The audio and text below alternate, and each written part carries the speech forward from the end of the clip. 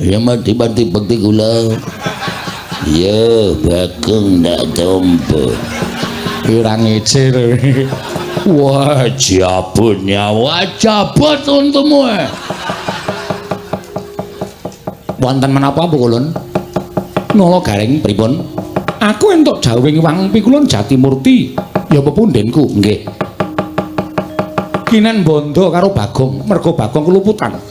Wani ngucapake sumpah nganti gawe gegering Kayiwangan Suralaya. Mula wektu dina iki Bagong bakal tak bondo, tak unggah ning kayangan, tak cemplungke ning Kawah Candradimukha. Ayo ndi Bagong? Kaya jempalange kareping Bathara Penyalian. Aku nganti Kakang Pulun Bathara Brama lan Kakang Pulun Bathara Yamadiwati. Yen kowe puguh ora menehake Bagong aja takon dosa. Kowe ngerti? Pukulun Bathara Brama ki dewaning geni. Keduga bakal ngobong desane Bagong nganti rudes keles tanpa sisa Nala Garing.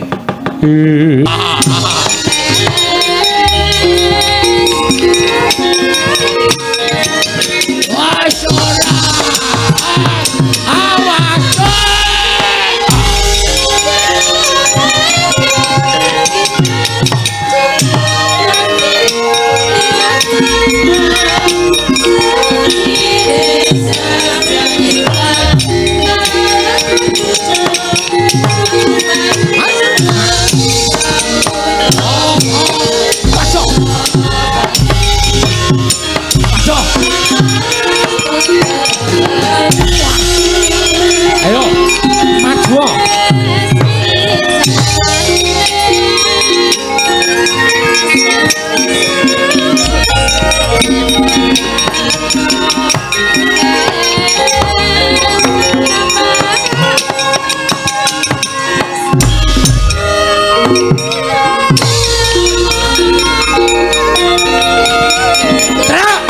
Ora kenang e, dodo medun. Oh iya, Ding.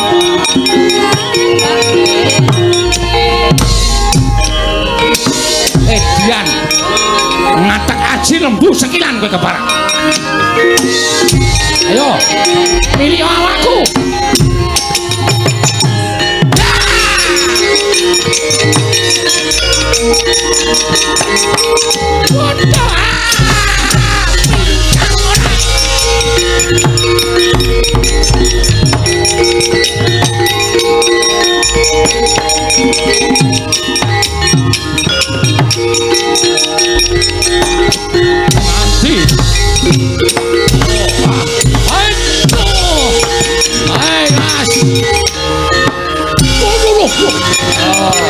Apa ora ya? Aduh.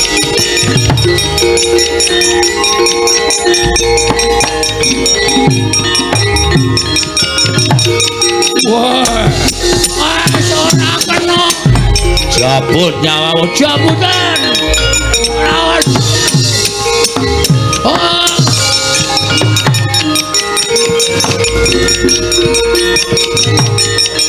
Wedan.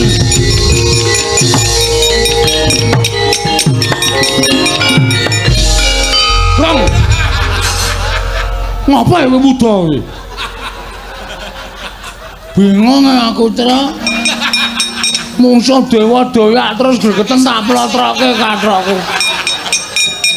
Jarene wong tuwa ki nek mungsuh bangsa alus ngono kuwi iki jare kon budal. Tunjuke sik, tunjuke.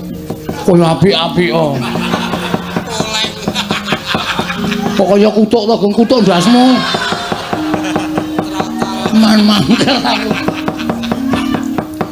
Ben, nganu aku ora entuk kesempatan ngantem e. Yamadipati nganti giloro Bagong. Wong edan. Wah, wis kathokan. Dewa kok ditontoni kaya ngono. Ayo, kowe ora gelem tak boyo neng kayangan, jabut nyawamu sukmamu sing tak kowe. Gong, ora wis didilat bapak nang mbun-mbun to. Jajal nggo ngetes ampuh apa ora. Oh iya, Dik. Ayo jabut nyawamu. Oh, lakon mati. Ayo, tak slenggarake regane iki ku, Dra. Santai wae wis didilat bapak.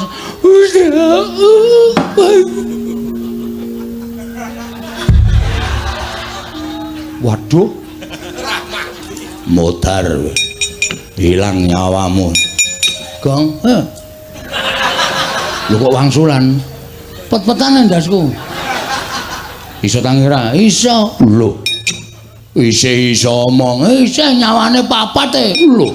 Weh, ladara, kowe njabut aku ora mati, tak jabut kedadung.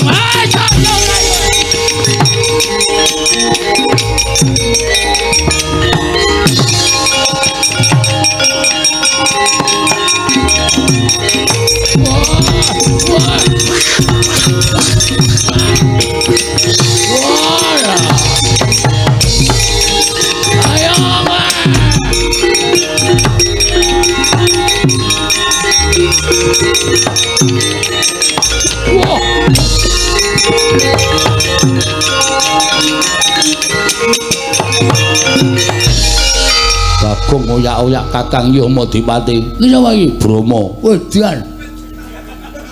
Kowe Brama? Iya. Berarti sesuk ning radio-radio kae. Dudu. Brama Kumbara? Udu. Adimu ndi? Sapa? Mentili. Mandili.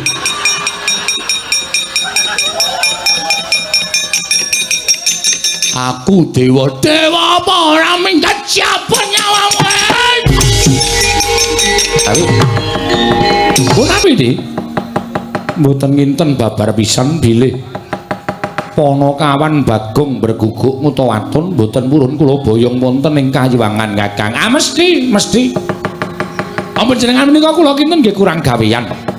Nuwun sewu, kirangipun menapa Adi Pramesti Bathara Guru anggenipun mangreh sangganing para titah. Kewajibanipun kathah ning kok panjenengan menika ngurusi karo perkarane Bagong ing atasipun Bagong menika namung darbe kepengin bangun desa tumuli ndawahaken prasapa. Monggo sumpahe Bagong menika mboten damel menapa-menapa wonten ing Kayiwangan.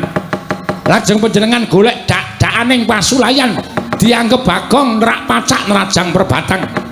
Tumunten badhe dipun hukum dening Paduka Adi Pramesti Bathara Guru. Kula nuwun sewu lho. Nek upama Bagong dihukum panjenengan menika janjane niate napa to? Kula kula nyuwun prisa. Kakang Naruto, menapa panjenengan mboten ngertos legetaning manah kula? Estunipun manah kula menika wiwit rumiyin mboten gathuk, tuwin mboten condong, miwah mboten mathuk kaliyan Kakang Semar. Lut. Lah terus lupetipun Kakang Semar menika menapa? Tapi kula nyuwun prisa. Wong nyatane papane ya dhewe-dhewe panjenengan wonten ing Suralaya, Kakang Semar menika wonten ing jagat. Kula kinten Kakang Semar menika mboten nate tumindak menapa-menapa dhateng Paduka Adi Pramesti Bathara Guru. Ming penggalih panjenengan ingkang semunipun mboten jenak. Semunipun mboten tentrem menawi Kakang Semar menika nggadahi moga langkung-langkung atmajanipun Kakang Semar nggadahi gegayuhan. Monggo gegayuhan ora ana apa-apane. Nuwun sewu mboten wonten sambung rapetipun kalian Kayangan panjenengan lepataken. Luwih-luwih sing gegayuhan Panakawan. Menika jenengipun panjenengan menika nuwun sewu lho. Panguwasa kinarya gada. Pemenang dinggo semenang-menang menika mboten mrayogi. Mong merga lambarane keburu sengit, keburu gedeng dateng Kyai Semar saat majanipun. Menika mboten sae lho, Di. Kula nuwun sewu tiyang menika menawi tandurane ala undu-undane ya sarwa ora becik, ning nek tandurane kowe apik, undu-undane ya sarwa murakapi. Menika sampun dados kodrating jagat menika ngaten menika. Nek panjenengan tansah nandur gething kaliyan Kakang Semar sak anak-anakipun menika mangke nuwun sewu lho, panjenengan menika mangke badhe kewirangan. Nek dewaning para dewa kewirangan menapa mboten panjenengan menika sami kemawon bebecer dhateng asma Paduka piyambak.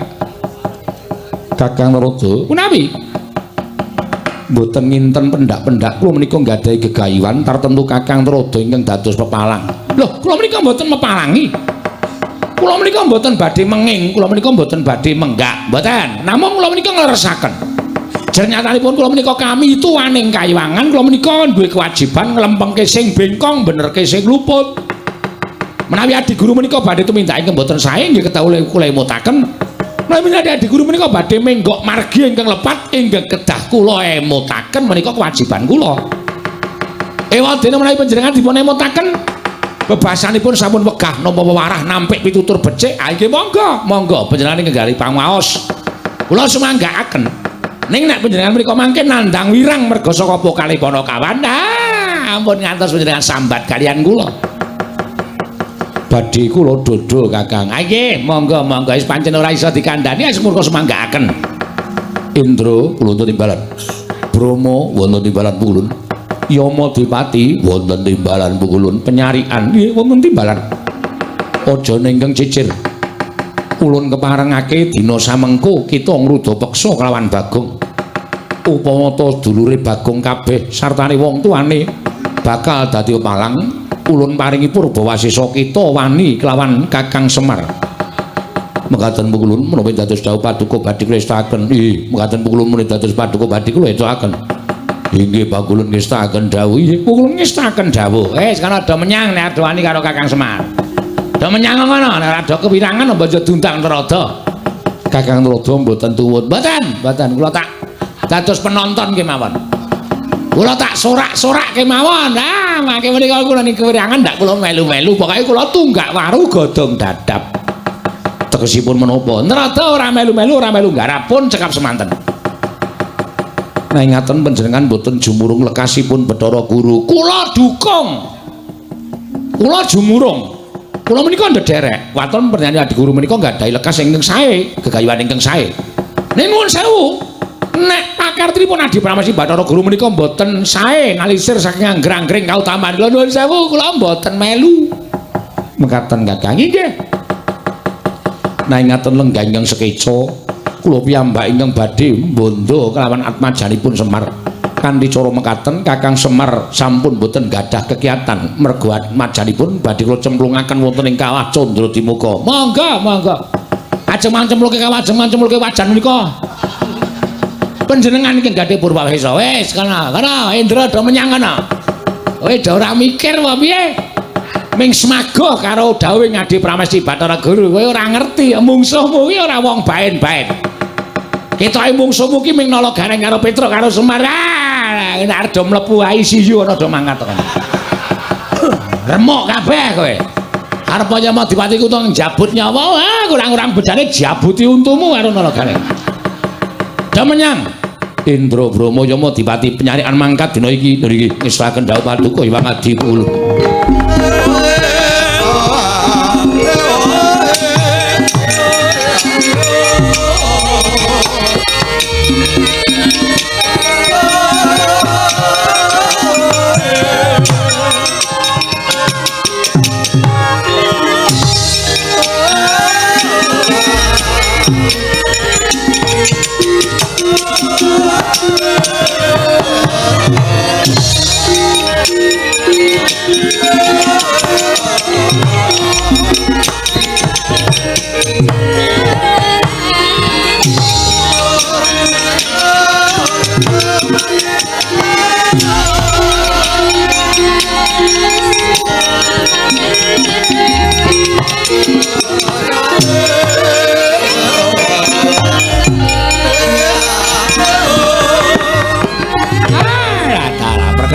Warudaya pak. Mbok bolang kali codhe sapa sing gawe nangka bosok dikopiok kari betone. Remone lelakon apa to Hyang Pramesti Bathara Guru iki pendak-pendak dikandhani kok ora gugu ae. Wis tak tontone wae kaya ngapa kahanan kedadeane.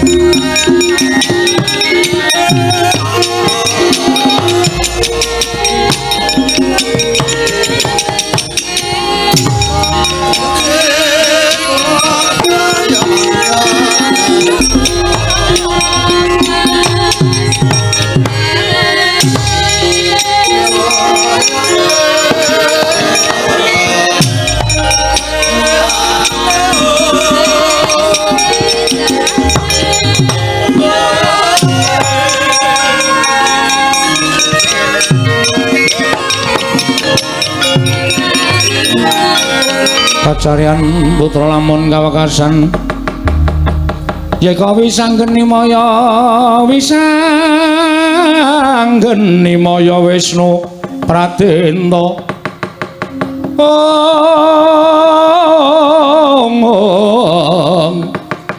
bisa geni maya Wisnu Pratinta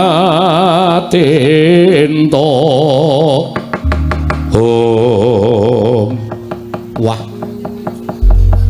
dewa do tekan kene ya Tru monggo dewa ki nek mlaku kok ora ngambah lemah ya kaya demit ya Tru ning ngarepe kaya ngomong awak dhewe sebacut diwenehi jaya kawijayan Pak nglabui karo celeng gudiken iki mergo saka niate sing aneh-aneh nganti kahanan geger kaya ngene iki jane kuwi ngopo to Gong kowe jane ikhlas ora ewangi aku nek ora ikhlas ora masalah do mulih ngono wis mau dikandhani karo bapak didilat bathuke mbun-bunane karo bapak men dadi wong digdaya barang tekan ngene ngundamono wis setan kowe ya ora kok jeneng aku ora ngundamono ning sirmu ki ngopo jane kepengin bangun terus kowe sumpah barang nganti guru medun barang ki bapak wis ngendika to jane sumpahku ki ora ana apa-apane wong aku mung ngomong apa anane ning mergo guru ki jane mung golek dadane pasulayan karo bapak mekasan sumpahku ki dienggo dadane pasulayan karo Bathara Guru supaya iso tekan kene ngerti to kowe iki jane ora mbelani aku ning mbelani bapak iya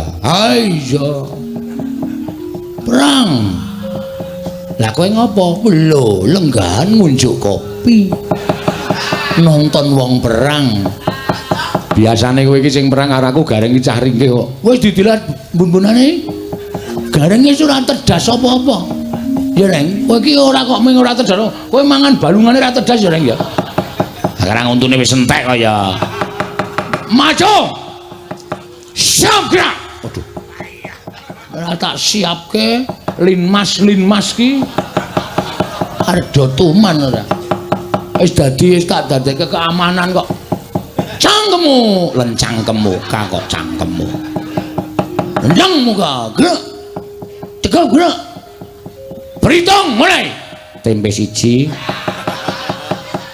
sate loro goblok kira tau baris ora ora sembrono minggiro nek pancen kowe mau perang kowe mundur tangane karo Petro pasrah keselamatan ya Mas iya aja kuwatir Dik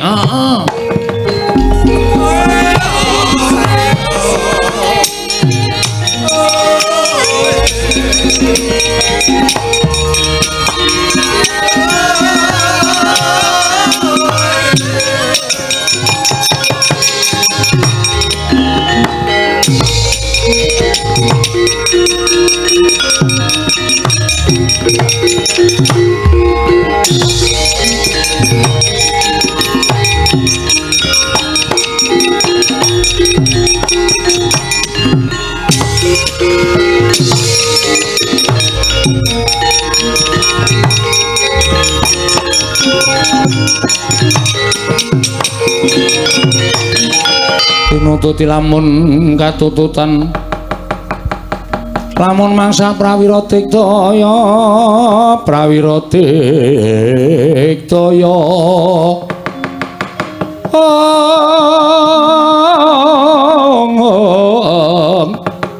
runanggana magawe gelarira wang-wang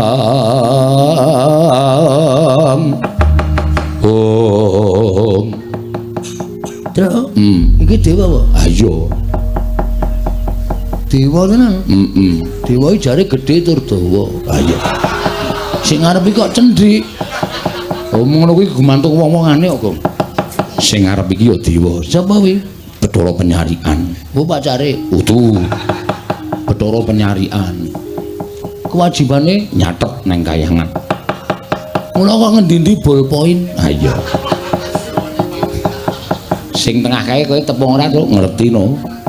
Ndereke sapa-sapa tau ketemu karo dewa, ndereke Ndara Janaka ketemu karo dewa. Sapa kae? Bathara Brahma. Dewaning geni. Jane wis sampe wis surut ning sing mburi dhewe kok ora imbang ya. Ora imbang piye? Ngarep rung ngarep, cilik musuh cilik, dhuwur musuh dhuwur. Aku kok malah entuk gedhe. Monggo mungsuhmu bahaya dhewe kae kok. Ae sapa e? Bathara Yama Dipati. Kewajibane njabut nyawa. Dan. Aku dadi aku entong musuh tukang jabut nyawa. Ha sekaremmu iki pokoke jodone dhewe-dhewe. Ya ana rasa ngucatut. Harta ku apa nyatut untune ya mau dipati. Dheke sadurunge jabut nyawaku jabut sik. Monggo lek ku jabut ngeget. Ha iya. Mesti langsung udus kowe. Ku senengane nek dikeplak mbales e. Mbales mestaka e. Kula ngaturaken bekti kula kunjuk pukulun. Nala garing tak tampa. Pangestuku tampanono. Lho nggih. Bathara penyarian kula ngaturaken bekti kula kunjuk. Petruk tak tampa pangestuku tampanono. Pak Carek bekti kula. Bagong tak tampa pangestuku tampanono. Pukulun Bathara Brahma bekti kula ya nala garing ulun tampa. Bathara Brahma bekti kula ya Petruk ulun tampa. Bathara Brahma Hah? Brahma ora Grama. Bathara Brahma bekti kula katur. Ya Bagong tak tampa. Pukulun Yamadipati bekti kula ya garing tak tampa. Bathara Yamadipati bekti kula ya Petruk tak tampa. Yamadipati bekti kula ya Bagong tak tampa. Ora ngecir. Wah, jabut nyawa, jabut untukmu. Wonten menapa pukulun? Nala garing pripun? Aku entuk jawing wang pikulun Jatimurti. Ya pepundenku, nggih. Kinen bondo karo Bagong, merga Bagong keluputan. Wani ngucapake sumpah nganti gawe gegering Kayiwangan Suralaya. Mula wektu dina iki Bagong bakal tak bondo, tak unggah ning kayangan, tak cemplungke ning Kawah Candradimuka. Ayo ndi Bagong? Kaya jempalange kareping Bathara Penyalian. Aku nganti Kakang Pulun Bathara Brahma lan Kakang Pulun Bathara Yamadipati. Yen kowe puguh ora menehake Bagong aja takon dosa. Kowe ngerti? Pukulun Bathara Brahma ki dewaning geni. Keduga bakal ngobong desane Bagong nganti ludes keles tanpa sisa lala garing. Setyaki tinunun, waduh.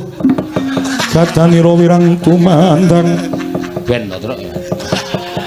Setyaniku garwanira.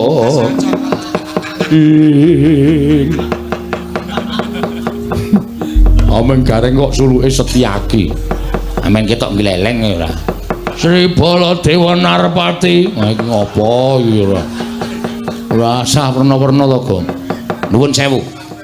Kula wis didhawuhi kalih Bapak Semar kinen mepalangi sapa kemawon sing ajeng gawe kapitunaning Bagong, gawe cintrakaning adi kula Bagong. Ora mawas menapa menika dewa, menapa menika wadi, menapa menika wada. Tetep ajeng kula pepalangi. Lho, kowe wani karo para dewa sing nawedeni apamu? Bagong ora salah ora luput. Bathara Guru tedhak ning Madyapada ngluputke Bagong mendika pawadan nggone sengit karo Semar. Iki asline ngono kuwi. Wah, mbok terus rek. Ayo ora. Terus saiki tak takon karo sampeyan. Nek ora iso ora usah dijawab. Tak takon karo sampeyan. Kenapa kok dewa ki udah sengit karo Semar iki jane masalah ya apa? Lho Bathara Guru ki kok sengit karo Semar jane masalah apa? Aku tak takon karo kowe. Aku tak takon karo kowe, masalahe apa kok sengit? Lho, kowe malah ora basa bareng karo aku. Lho, kamu arep gelut kok dadak basa. Ngendi ana wong gelut kok basa? Ketiban asta kula jengkelang kuwandanira. Antene ora serem. Ayo, arep muni piye kowe? Yen ngono kowe wani karo para dewa sing nawedeni apamu? Ora minggat suarep aku tiban tangan kene marganing patimu. Leng, eling. Apa, Tru? Dodo medun. Oke, siap. Reng, eling. Dodo mentuk. Panganan wae ora. Aku brutu ya. Iya, iya. Kene mergane matimu, Mang Maju, kula ladeni Bathara Penyarian.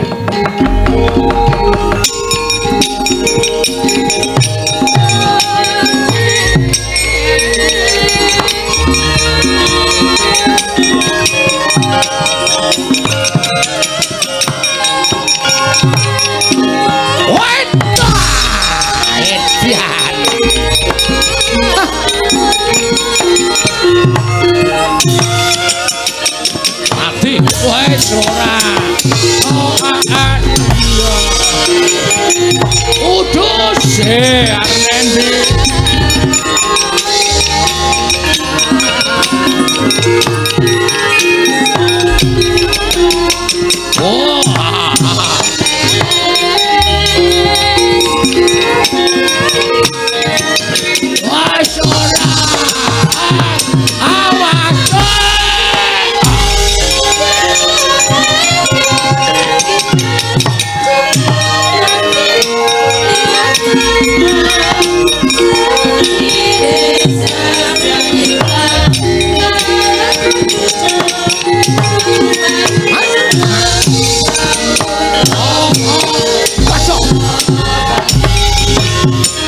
Aja. Ayo, maju.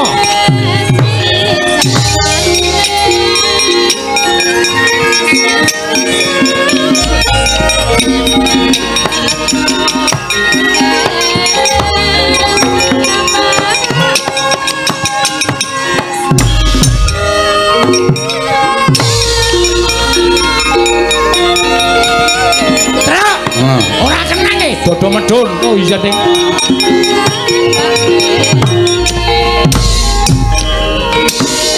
Dian. Ngatek aji lembu sekilan kowe keparang. Ayo. Pilih awakku.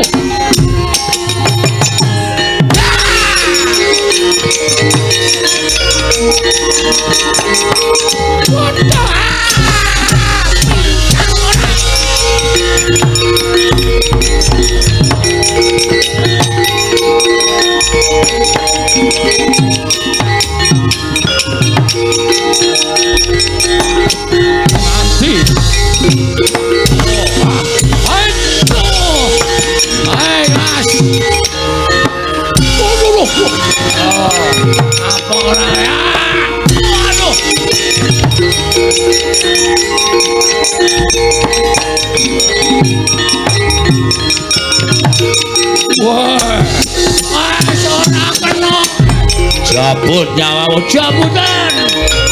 Awas.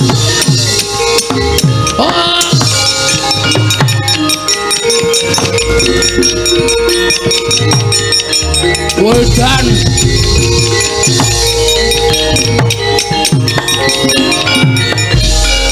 Bang. Ngapa kowe muda iki? Bingung aku, Tra. Mungsuh dewa doyak terus gregeten tak plotroke kathokku. Jarene wong tuwa ki nek mungsuh bangsa alus ngono kuwi iki jare kon budal. Ditunjukke sik, ditunjukke. Kaya apik-apik oh. Pokoknya kutuk to, kutuk ndasmu. Man-mangkel aku. Ben, nganu aku ora entuk kesempatan ngantem e. Ya mau dipati nganti giloro Bagong. Wong edan. Wah, wis kathokan. Dewa kok ditontoni kaya ngono. Ayo. Kowe ora gelem lu tak boyo neng kayangan, jabut nyawamu sukmamu sing tak ko. Gong, ora wis didilat bapak nang bun-bun to. Jajal nggo ngetes ampuh apa ora. Oh iya, Dik. Ayo jabutan nyawamu. Oh, lakon mati. Ayo tak slenggarake regane iki ku, Dra. Santai wae wis didilat bapak.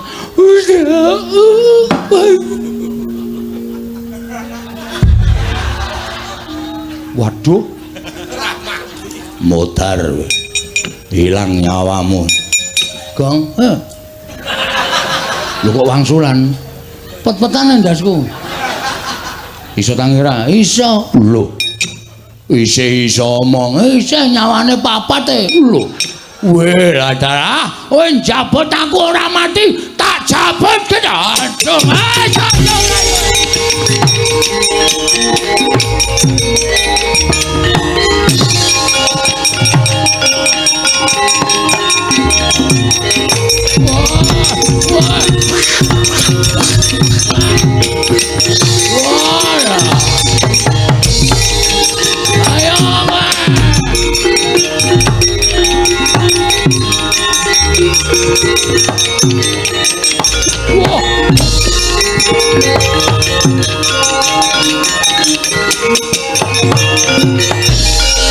Bagong oyak-oyak Kakang Yamadipati. Iki sapa iki? Brama. Wedan. Kowe Brama? Iya. Berarti sesuk ning radio-radio kae. Dudu. Brama Kumbara? Udu. Adimu ndi? Sapa? Mentili. Mandili.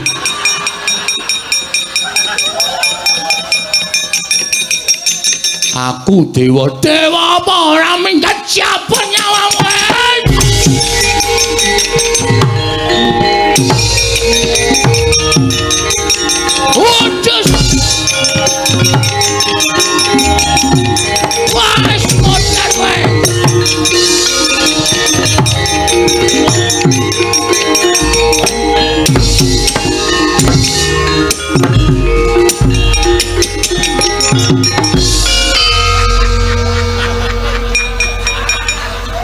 nek ngamuk mataku lamur apa ya? Petruk sing tok jabut. Sarake mendono. Ngawur tenan ora. Iya, cuman ibaleke nyawane.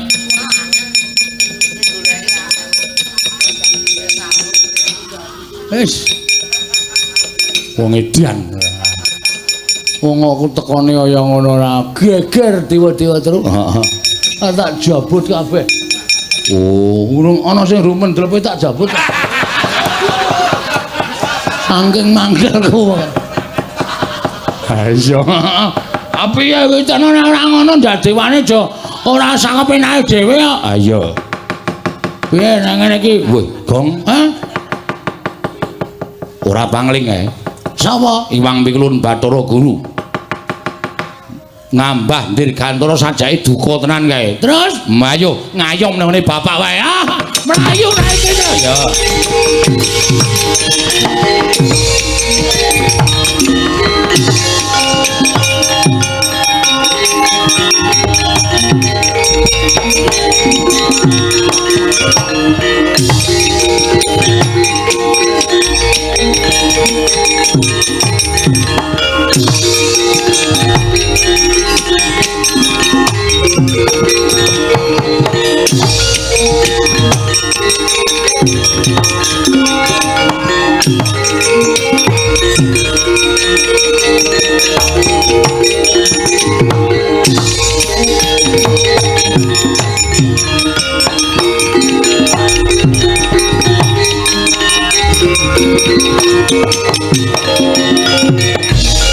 Marika den prayitna semuriris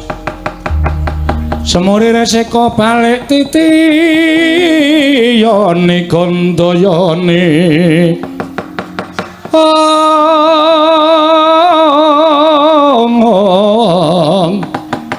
Trisanya purnama sasi gilar-gilaran ing tengah latar. Oh. Piye? Dewa-dewa iki nek pakartine ora apik arep derajate dewa karo anak-anakku do mlayu kabeh. Kuwi nandhake nek apa kang dadi niatmu pancen mau diregeti nganggo blendenge ngangkara.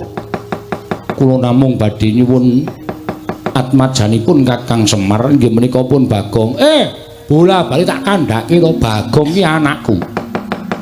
Lah nek kowe arep mboyong karo Bagong aku mesti ora entuk wong nyatane keluputane Bagong ora iso dibuktekke kanthi nyata.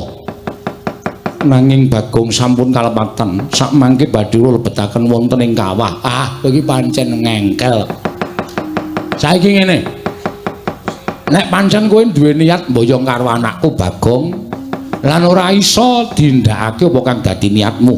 Coba tak tanting kira-kira kowe cocok ora? Menapa ngenipun Kakang Ismaya.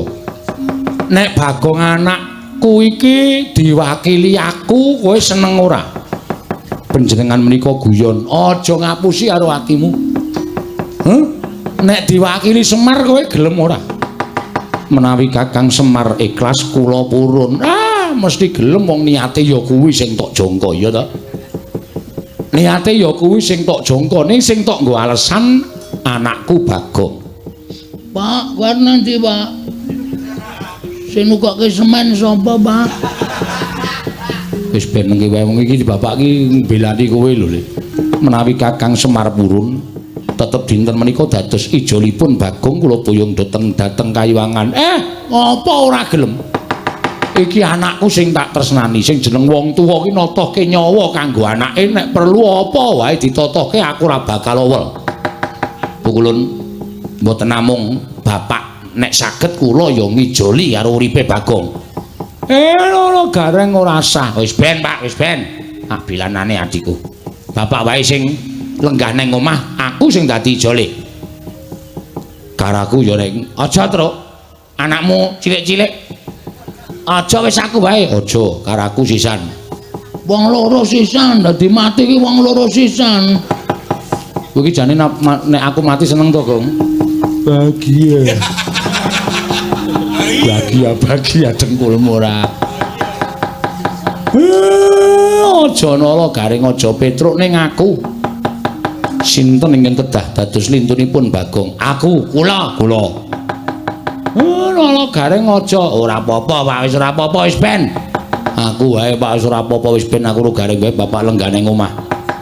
Menawi kula nyuwun menapa Kakang Semar saged minangkani. Kowe njaluk apa? Ingkang dados lintunipun Bagong boten namung Kyai Semar Kakang Semar nanging lebet nala garing Petruk kedah kula boyong wonten ing Kayiwangan. Wong siji kok ijole telu piye? Kedah mekaten Kakang menika ingin dados panyuwun kula menawi boten nggih Bagong ingkang kula beto. Piye nala garing wis ora apa-apa Pak, wis ora apa-apa. Wis ben Bagong dhewe malah kesepian wis ben. Ora suwe mati gantung. Ora mungkin aku ngedol sawah musik to. Ya wis ide ngono lho. Nek kuwi arep ning Kayangan iki dhewe wis ngerancang rencana selanjutnya jelas. Ora iki udu Bagong kok. Ya wis nek pancen niatmu kaya ngono aku manut. Wis aku nala garing karo Petruk sing munggah ning Kayangan. Menika saestu. Iya. Nggih, kula nderek pukulun. Nai ngaten kula aturi bidal. Sak menika sareng kan lampahipun ingkang rayi. Iya takutke aja kaya bocah cilik Bathara Gurayu.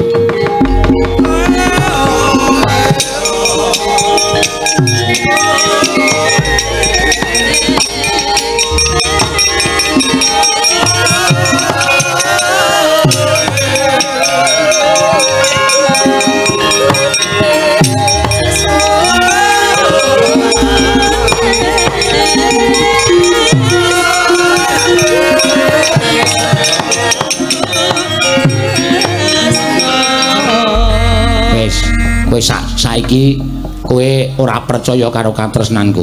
Katresnanku karo kowe iki luar biasa lho, Gong. Nganti tak ijoli nganggo pati uripku aku ikhlas. Wis ketok paido le. Katresnane kakang-kakangmu ketok paido. Aku munggah ning Kayangan ki mergo ngeboti tresnaku karo kowe. Nganti aku ngiklasake karo pati uripku karo Kang Gareng. Ya muga-muga kusnul khotimah ya, Tru. Anjen setan ana. Lah witena piye? Wong ya aku ki ra menawarkan kok. Aku rakon karo kowe, aku rakon karo Gareng, kowe sing ngomong. Pukulun kula dados ijolipun Gagong. Ayo monggo terserah. Aku rakon kok. Aku ya. Aku titip anak-anakku ya, Gong. Titip bojoku ya, Gong. Aku ora ngapa-ngapa kok dititipi anak. Ngapa? Nek bojomu dititipke tak tampa. Nek anakku mah ya aja kaya ngono to, Gong, ora sak kepenake dhewe kaya ngono. Wis ya, Gong, aku tak menyang rutinen Karang Tumaritis, omahe Gareng karo Karang Kadempel. Mbok tegel aku antara. Lah ngopo? Aku ora duwe kanca. Aku nek gara-gara kancane sapa? Rasa nganggo gara-gara. Ya wis muga-muga penjangkaku kelakon ya, Tru. Ya bapak ya slamet, kowe ya slamet. Nala Gareng ya slamet mulih kumpul meneh wong papat ya, Tru. Ya wis rasa nangis. Ora aku mung gaya kok. Anjing setan tanah ya terus mangkat ya biar bapakku ndak bapak ana apa-apa aku tak ngrukti bapak kle.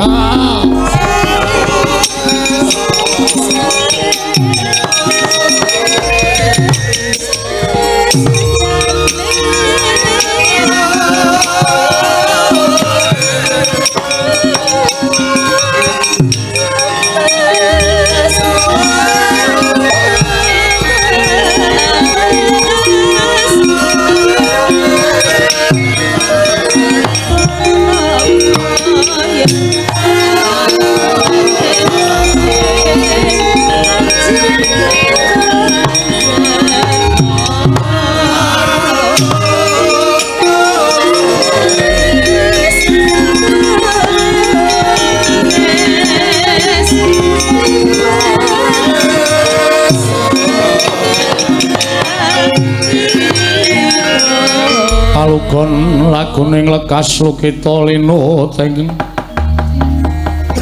Lukita linuting kidung kadung kadereng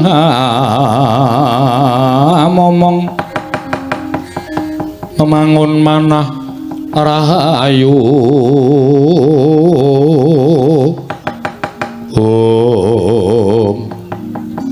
wes mamring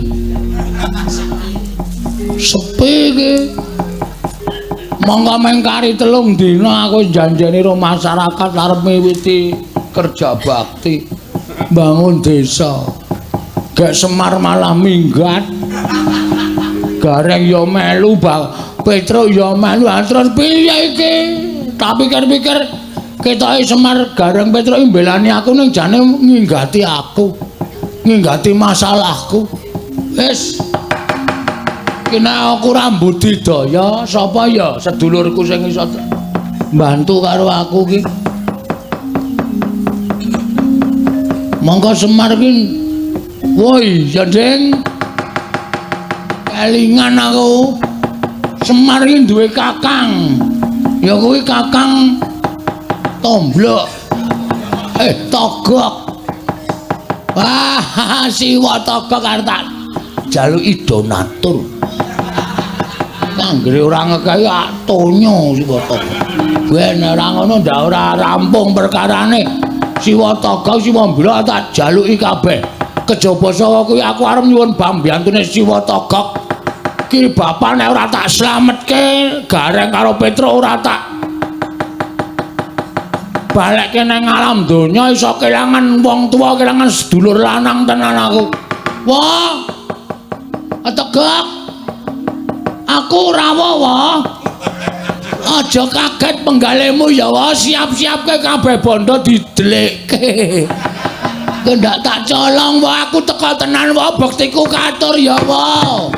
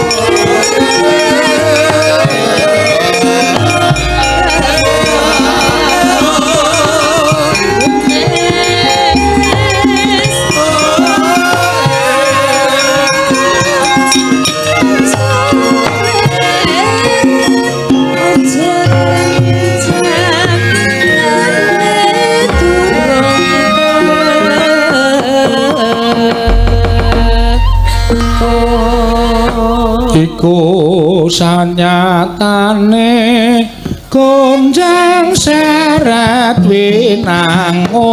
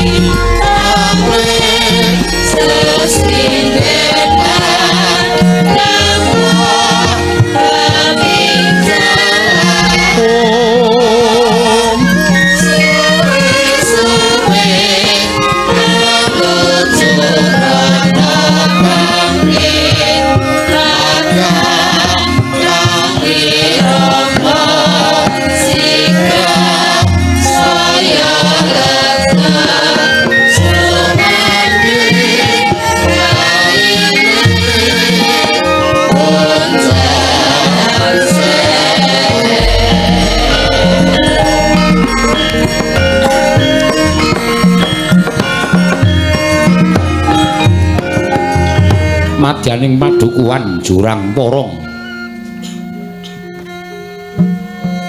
Awarni wujud padukuhan ingkang gemari palojinawi. Kantong tanduran ijo, oroyo-oroyo kumricik banyu sendang. Ingkang nganjuk ing grojogan. Satemah karya asri madyaning padukuhan Jurang Porong. Sinten ingkang madyaning padukuhan menika ta warnane? Pamomonging para nalendra ing tlatah Sabrang. Nenggih Ki Lurah Togog ya Ki Lurah Catugara ya Sang Teja Mantri.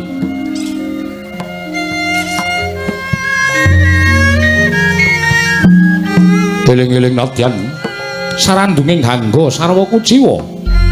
Parandene tilas jawataning Suralaya atmajaning Sang Hyang Bathara Tunggal. Nenggih ingkang pewisik Sang Hyang Tejamaya. Ya Sang Hyang Catugara. Risajuga nedeng lenggah madaning pendhapi Bali Wisma. Katingal asri lamun dinulu denadep nenggih ingkang rayi Sang Sarawita ya Ki Lurah Mbilung. Sawetawis dina sapet jagung parandene datan wonten miyosing pangandika abdi Panakawan kekalih dadak sakala mangke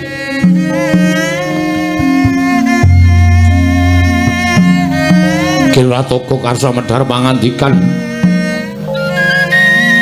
tinampi kan ing rayi Ki Lurah Mbilung dadi kemang wijeling pangandika ingkang dereng kababaring lisan.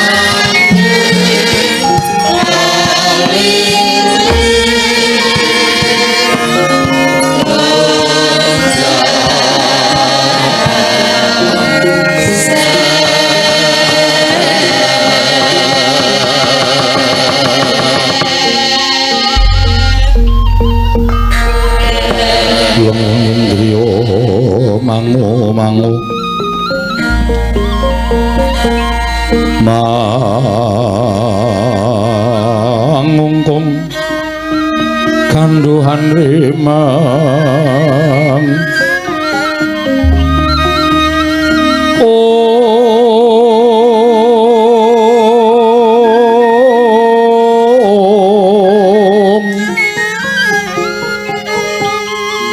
lerleno tanpa kanin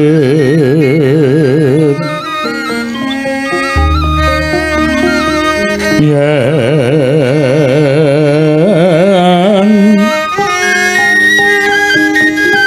tan tuluso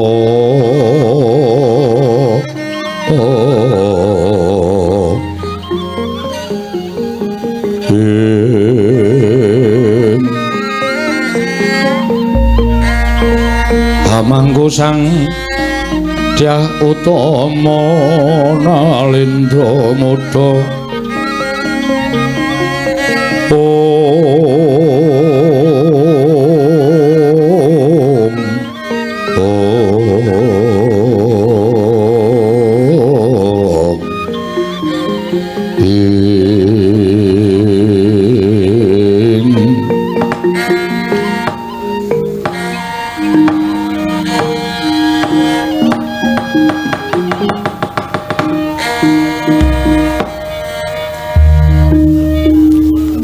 kaget atiku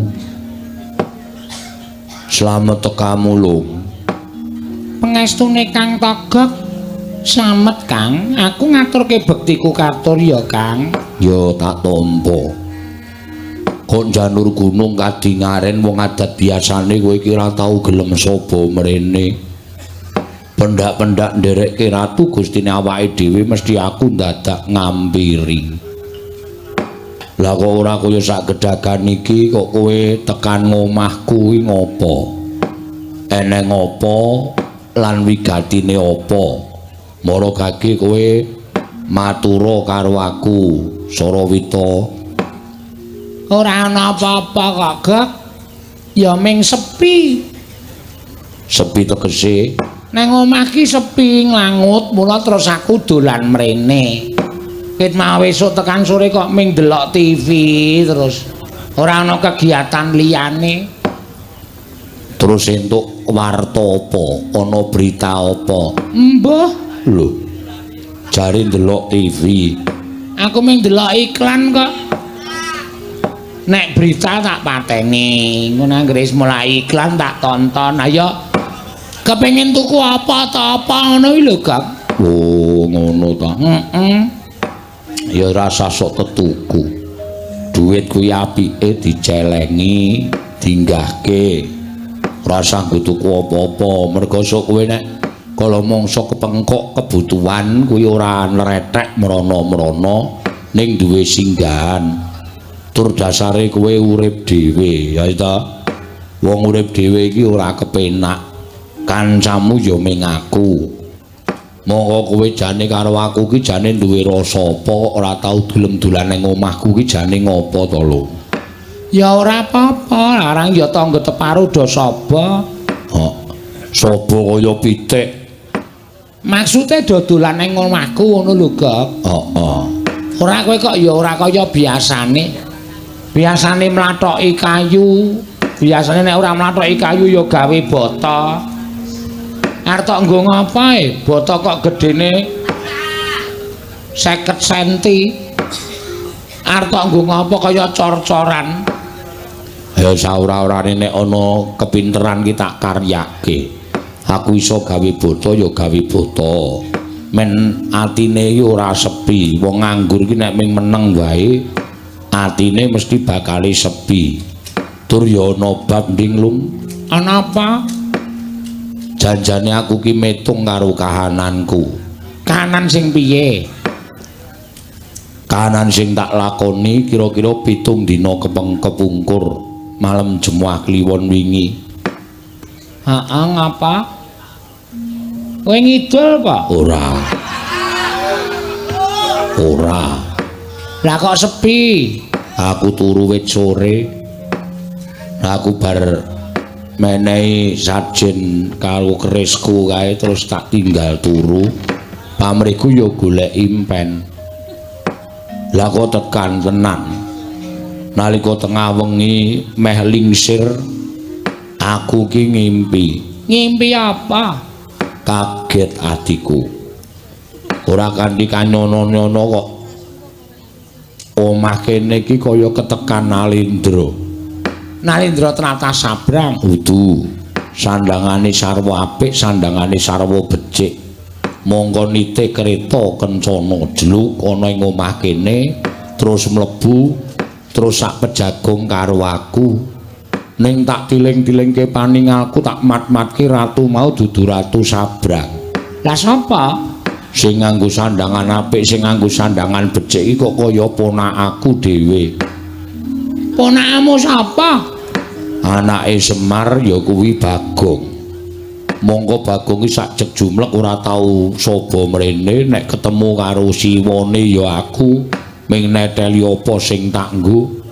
Aku nganggo jam ya dijaluk, aku nganggo gelang ya dijaluk, nganggo kalung kesehatan aku ya dijaluk.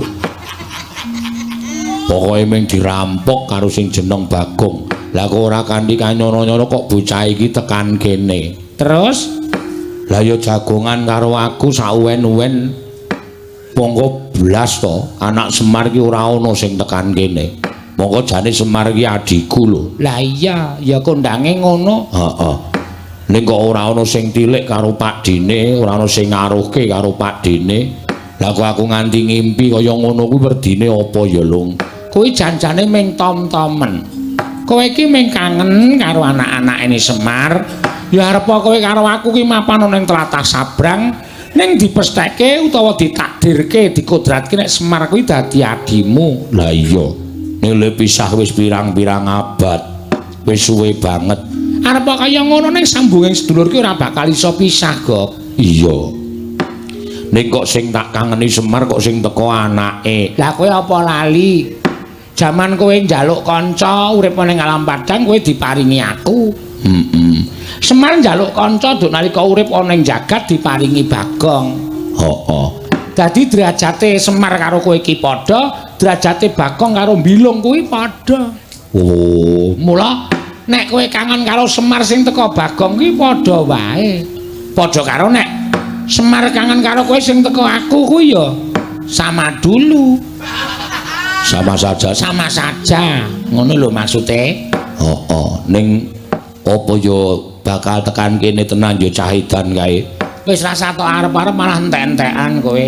Engko bifete dijaluk, korsine diusung. Wong kae iki wong nekate ora jamak-jamak. Ning aku kok duwe pandakwa lho. Pandakwa piye?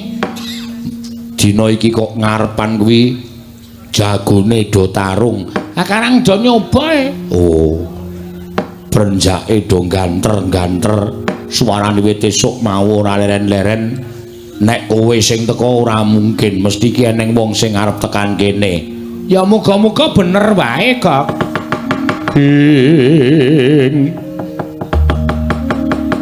Rekat lampahing rata tanman lara. Prapteng sukune ngargeram kang tumingal.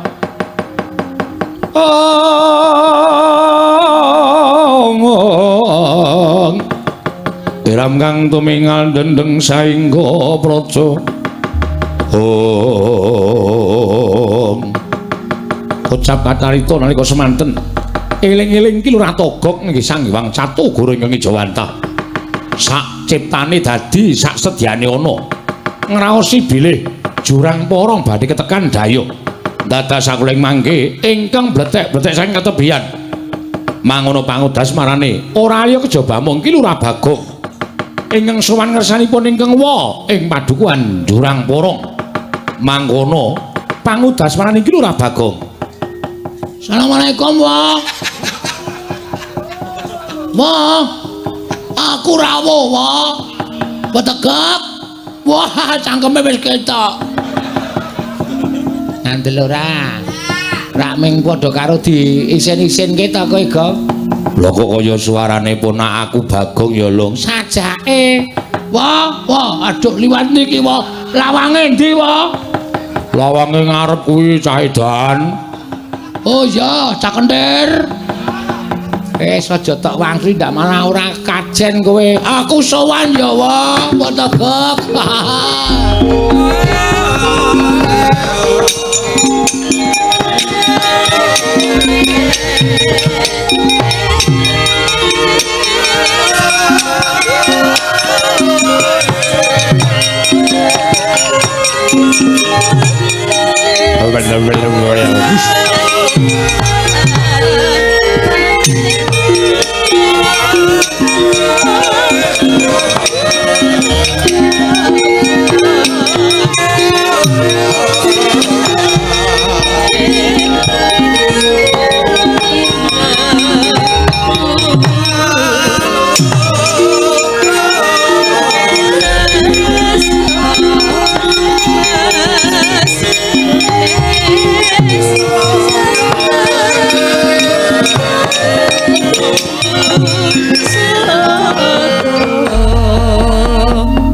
Toko yen malegak legok trembilung kang sarawita kang sapo bandil ing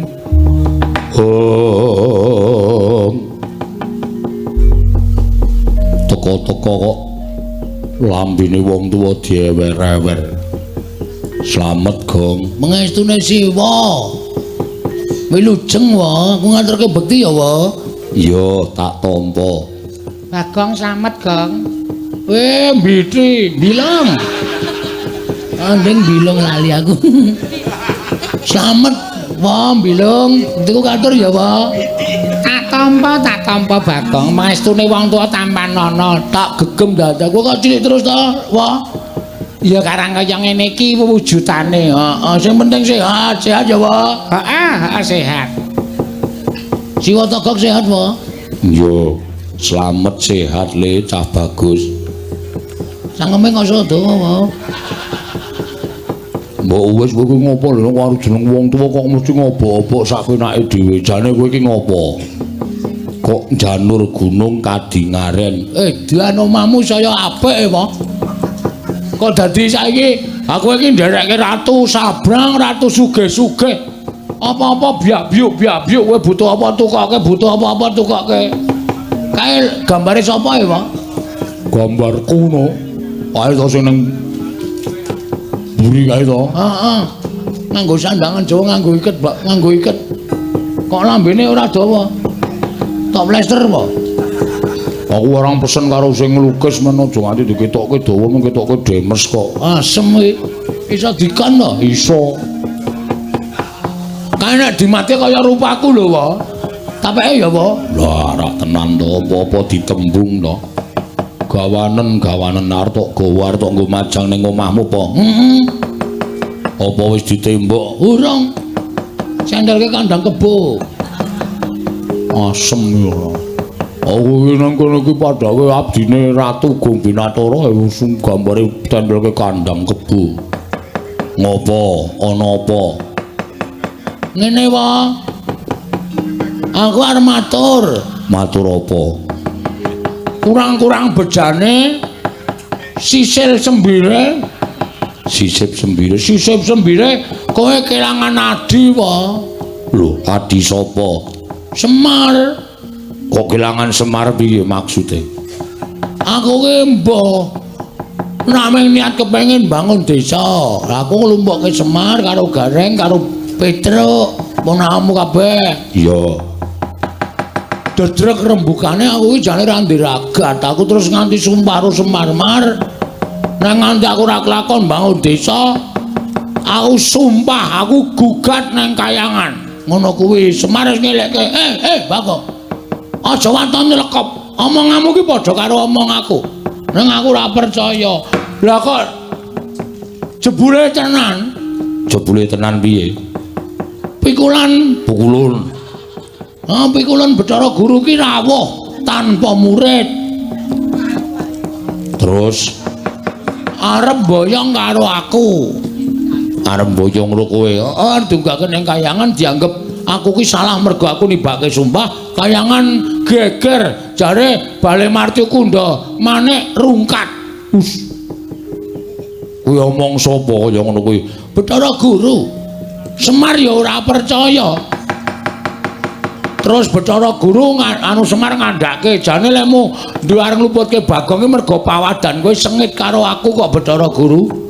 Geger pokoke. Aku ya wis ngerti nek Semar ki ya ora cocok karo Manikmaya ki wis suwe. Lah iya. Perang. Dewa-dewa kalah karo aku kabeh. Wah, kowe gak menang karo dewa-dewa. Menang ning ming sithik rasa njaluk ya.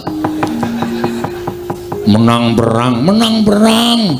Aku iki terus Bapak Bathara Guru teko, aku mundur. Terus Bathara Guru Semar pokoke Bagong tak boyong. Terus Semar muni ngene iki, nek Bagong arep tak boyong iki jole aku. Bagong aja tak gone kayangane iki jole aku. Sing muni ngono Semar wae lah. Terus Gareng ya muni ngono, aku ya tak gelem dadi jole. Si Petro ya muni ngono. Terus Semar diboyong ning kayangan karo Gareng karo Petro. Lho. Nek ngono kowe saiki ijen mula aku mrene iki sejatine arep genahke gok. Wo. Apa? Si wong iki jare kakangne bapak. Aku sing tuwa dhewe. Nomor 1 aku, nomor 2 bapakmu, nomor 3 Bathara Guru. Wah, terus kae bilung kae. Anak tikus. Udu iki ya iki arep kaya ngono iki bekas ratu. Weh, lah kok ora abang. Gundulmu atos kowe iki mbok yo dilarani lek seneng main ngono ora. Ratu kok abang. Terus aku ki mbarpe nomor 2 Semar, nomor 3 Bathara Guru. Heeh, aku saya tak takon karo kowe. Arep kowe pisah karo Semar ki karo Semar rukun ora? Sing rukun ki mung aku karo Semar. Sing ora rukun karo aku karo Semar ki Manikmaya. Mula aku mbiyen karo bapakmu Semar ki digawe dening Manikmaya supaya mudhun ning jagat.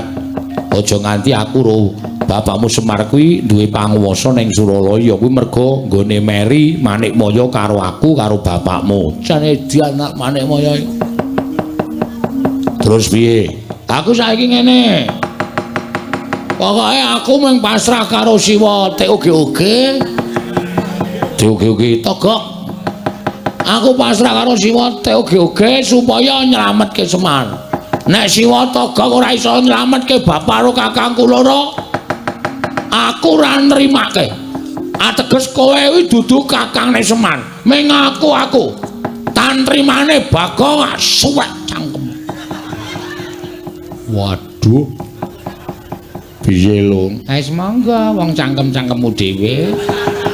Ora edan ora. Lah aku tok kon ngopo? Aku terke ning kayangan. Terke aku ora ngerti dalane. Aku ora dong tenan nek donge aku wis mangkat dhewe. Jare kayangan ki pucuking gunung ngendi? Kemukus. Utuh. Himalaya iki ngendi aku ora dong. Ning nek kowe wujud kaya ngono kuwi engko tekan Sela Matangkep ora diparengake karo dewa sing tunggu Kori Sela Matangkep. Sapa jenenge? Cingkara Bala Balapata. Cingkara Bala Balapata? Kuwi buta loro. Loro-lorone nggawa gada. Nek kowe ora dikeparengake munggah ning kayangan kowe lagi mlebu ana ing Kori Sela Matangkep dituthuk gada sirahmu kowe pecah mati. Waduh.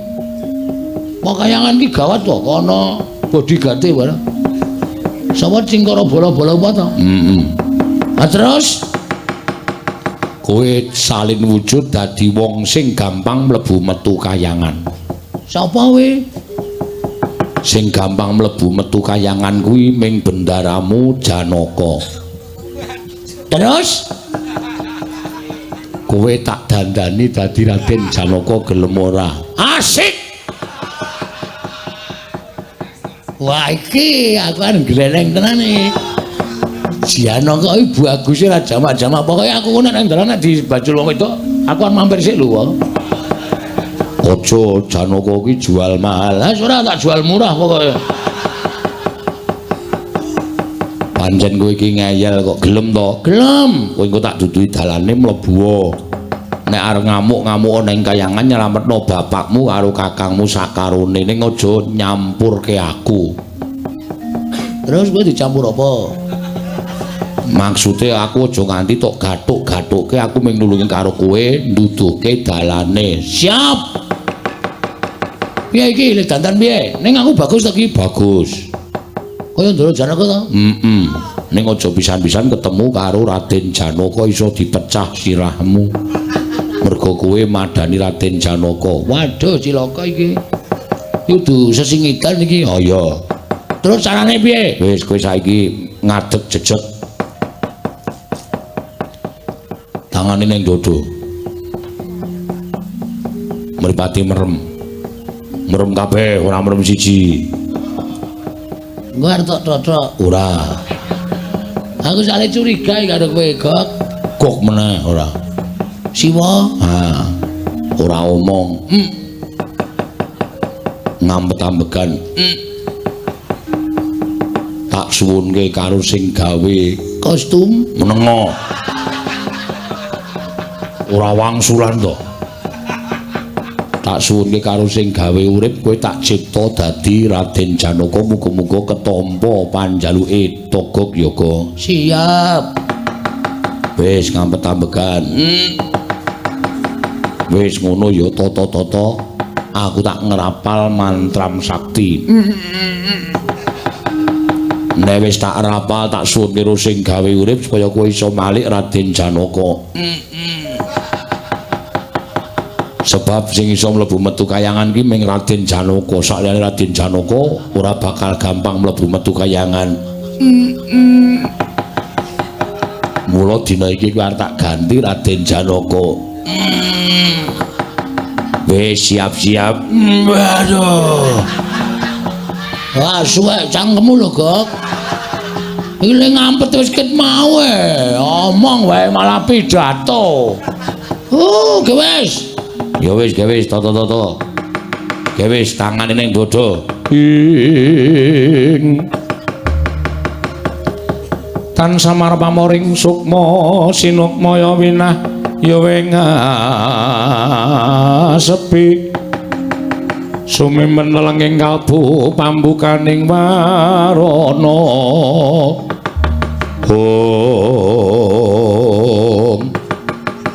Eling-eling nadyan wujuding Panakawan parandene Dewa Ngejawantah. Mila sak ciptane dadi sak sedyane ana.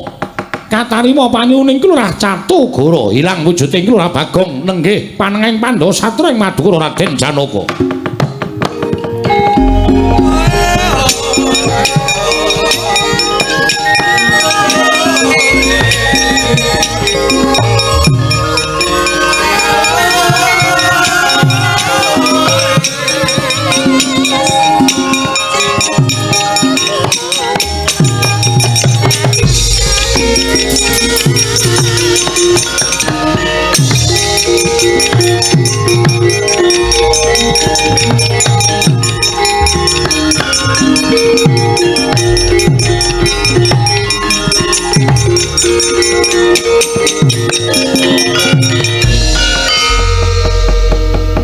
Jian arep nemoni lelakon apa iki? Ngapa iki, Gok? Ngiluwa mlebu ning kamar tengah kae ana bifet gedhe ngiluwa. Ra gaya. Kanggre Kurat Janaka kepruk bata kowe. Tenan aku gak nek dak sepele kene iki.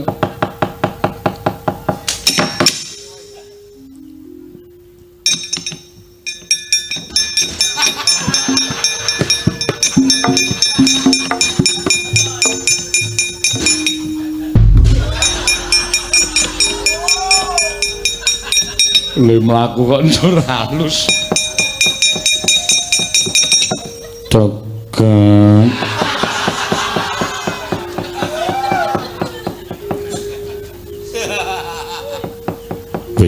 mangke wae. Ngopo? Aku ngaturake kenging panuwun ingkang tanpa pepindhan toga. Padha-padha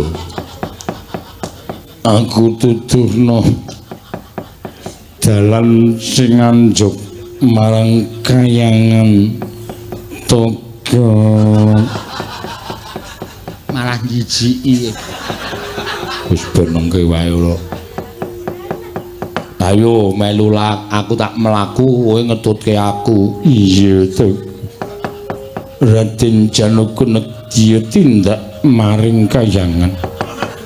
Lamun Cinendra kaya Sekar Puspawarna. Lasang gendeng. Aneh-aneh ora. Wong nganggo gendeng Puspawarna barang apa?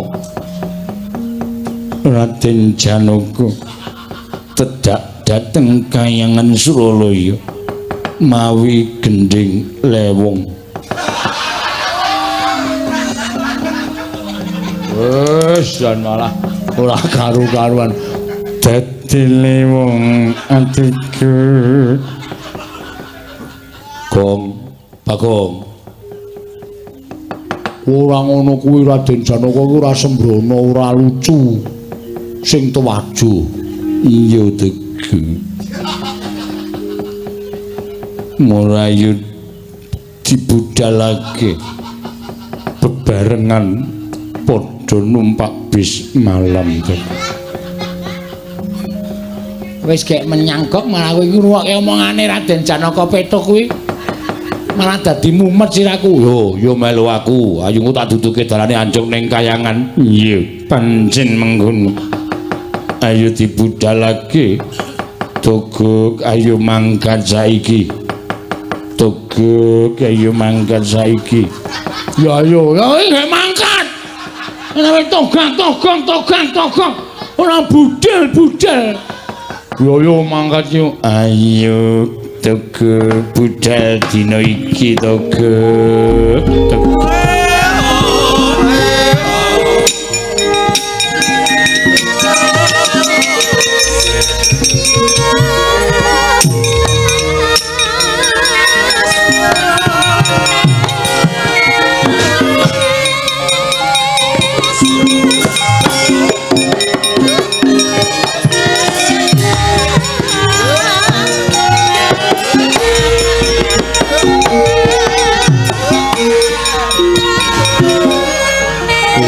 Kamar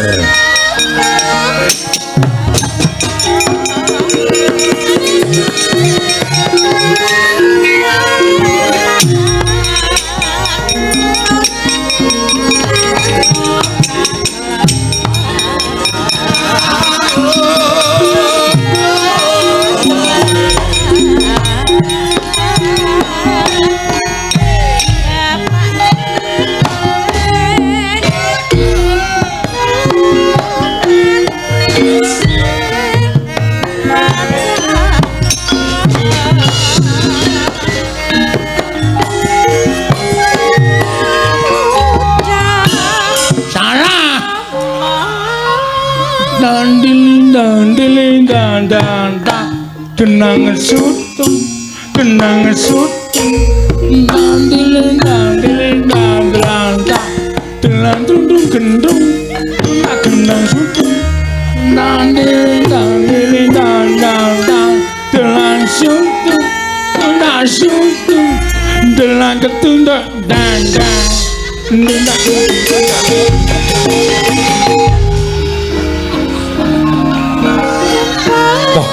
Tuhan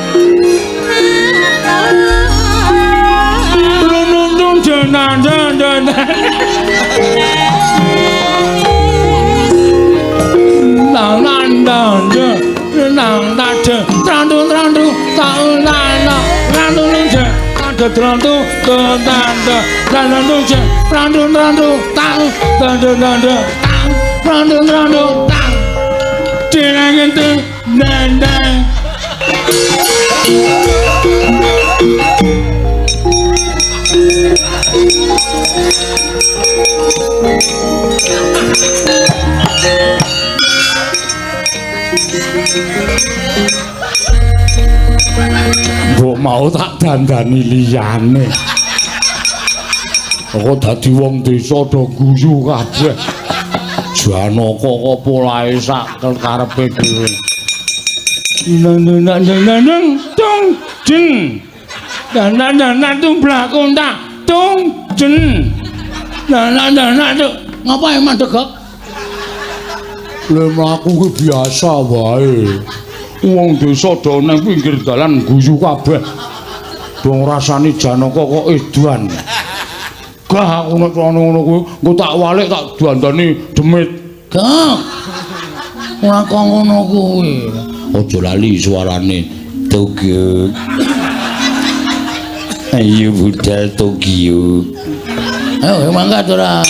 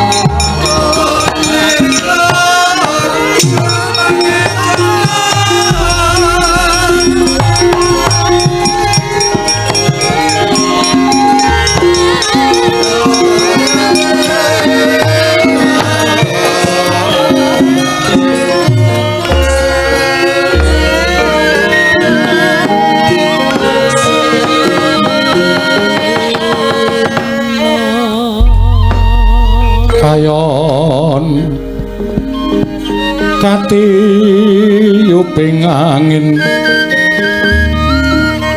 sumyak swaraning karengyan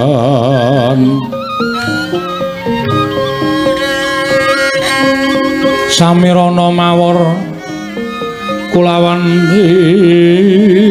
iris lumrang kandaning puspita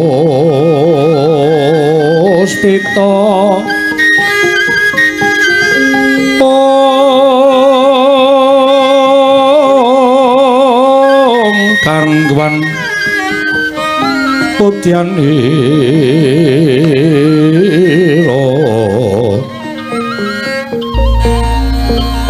sa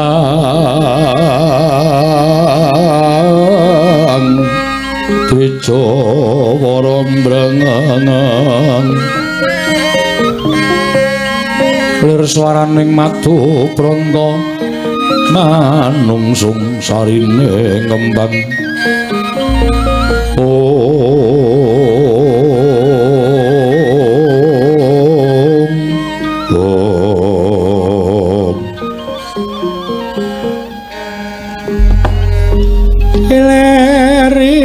ler tandure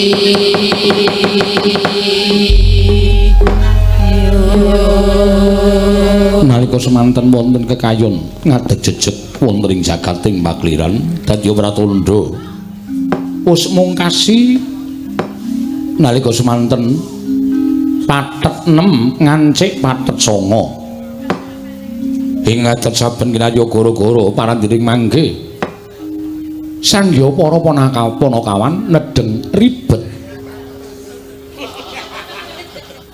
mila nalika semanten katingal gumelaring kayiwangan Suralaya Sang Hyang Jagat Giri Pratingkah ing kemus kasembadan Boyong Lurah Semar Nala Garing miwah Kilurah Petruk aglar sangganing para Jawata para widodara-widodari katuron saking Mandrawa ngin angin amit milir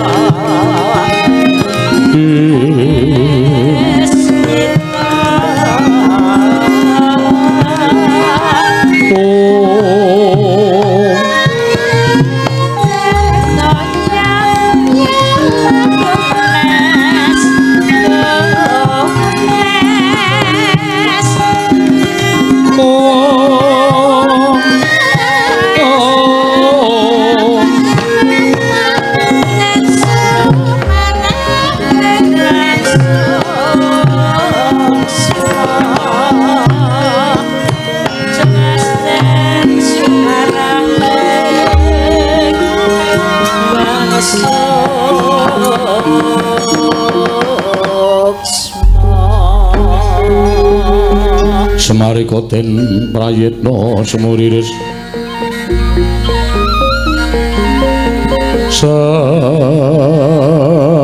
semuriris eko balik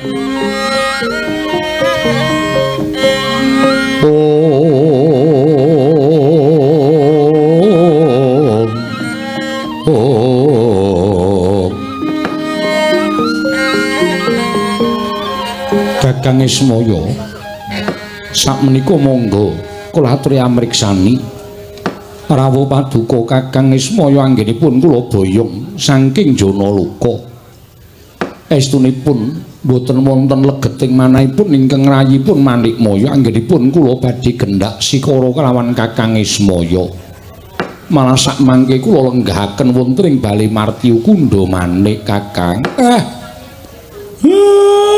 lah kok dadi kaya ngene kahanane nek ngono aku ngaturke sepira keluputanku aku njaluk ngapura ya Bathara Guru dene aku duwe panyakra bawa sing ora apik kelawan kowe ndak kira nek pancen kowe kuwi wis duwe rasa gedhing keburu sengit karo Semar nganti pendak-pendak aku duwe panyakra bawa sing ora apik kelawan kowe estunipun anggen kula mboyong dhateng Kakang Semar menika namung badhe kula kanthi monggo kanikmataning kayuwangan menika dipun raosaken sesarengan jernyatanipun kula menika tasih rayi Kakang Ismaya piyambak panjenengan lan ingkang rayipun Manikmaya menika tunggal yayah kelawan Rina mboten wonten jamak limrahipun kula badhe nyengsarakaken dhateng Kakang Ismaya Kakang Nolo Gareng, dalem Pak. Jebul tekan kayangan kok ora dikapak-kapakke malah disugata sing becik sing apik. Diombyong karo para dewa dilenggahke ning Datulaya Bali Martiu Kundha. Waduh. Iki marmer apa ya, Tru? Kok dadi sikilku kok angrak anu drijiku ora tak nggo nyengkerem iki kepleset. Ayo wong kayangan iki apike ora kaya donya kaya reng. Ming mergo sikilmu kuwi saking dene. Heeh, diantelan kok ambune wangine kaya ngene, garu rasa mala. Lho, iki arep dupa ning dupa sing wong donya iki ora duwe. Dupa? Heeh, iki. Mula kowe karo aku iki bareng tekan kene disubya-subya kaya ngene terus nyes atiku kaya ora duwe rasa kuwatir. Neng dalan mau mlaku kelingan anak-anak kelingan bojo ki rasane grantes bareng neng kene iki Iwang Mulur Bathara Guru paring dawuh kaya ngono terus atiku rasane wah kaya disiram tirta wayu sewindu. Narada kelawan dawuh Kakang. Lah kok ora ta wetu ucapmu sithik wae. Monggo aku tekan kene lho Narada. Kakang Semar kula ngaturaken bekti kula kunjuk. Iya tak tampa. Bekti kula katur kula Narada. Iya Nala Gareng. Bekti kula katur kula Narada. Iya Petruk tak tampa. Pangestune nampanana ya. Kula pun dinggo jimat. Nggih kula pun dinggo jimat. Kakang Semar. Estunipun menapa ingkang aturaken menika tumus dumugining batos. Mila wiwit dinten sak mangke kula nyuwun kanthi sanget sampun ngantos wonten panyokra bawa ingkang boten sae. Tumrapipun ingkang rayipun Manikmaya Kakang Semar. Ya. Sepisan meneh aku njaluk ngapura. Nek tana lupute Semar Badranaya nggone duwe panyokra bawa sing ora apik tumrap kowe ya Manikmaya nun inggih mboten dados menapa Kakang Semar. Malah sak mangke kinarya ngetingalaken bekti kula dhateng Kakang Ismaya. Dinten sak mangke Kakang Ismaya badhe kula sugata dedaranipun para Jawata inggih menika pun jambu dipa nirmala pelemper tangga jiwa. Kembul sesarengan kelawan ingkang ngrayipun Manikmaya wonten ing Bali Martiu Kundha Manik. Waduh, Truk. Arep disuguh jambu metemu. Jambu apa ya? Jambu Dipanirmala, jambu mete. Jambu Dipanirmala ki apa, Truk? Kuwi daraning para dewa. Karo apa mau? Pelem apa? Pelem pertangga jiwa. Pelem pertangga jiwa. Wah, rasane kaya ngapa ya, Tru? Ah ya kurang ngerti. Iki kanugrahan tumraping awake dhewe lho. Ora ana manungsa sing entuk ngrasake jambu dipa nirmala pelem pertangga jiwa kejaba awake dhewe. Berarti awake dhewe iki dadi anake Semar ki wah bejane ora kurang-kurang ya, Tru. Heeh. Menapa kula inggih dipun paringaken ngicipi jambu dipa nirmala apa ulun? Nul garing ulun keparengake. Pelem pertangga jiwa ulun keparengake. Wah, tekan ngomah Bagong arep tak abapi. Terus Bagong takon, "Mambu apa, Reng?" "Iki abab jambu dipa nirmala, pelem pertangga jiwa." Heeh. Belum tahu Bagong nek mangan ming pelem pentil wis dilatih sak telutuhe. Ha iya, ora iso mangan kaya awake dhewe mulane kuwi. Iki tenan apa piye, Guru? Menapa ing nulaturaken menika mboten namung kandhek wonten ing pangucap nanging kababar dados pakarti. Nang aku ra njaluk lho, mengko ndak dikira aku kepengin ngempek kamukten kayangan. Ning wadene aku mbok paringi, lha piye?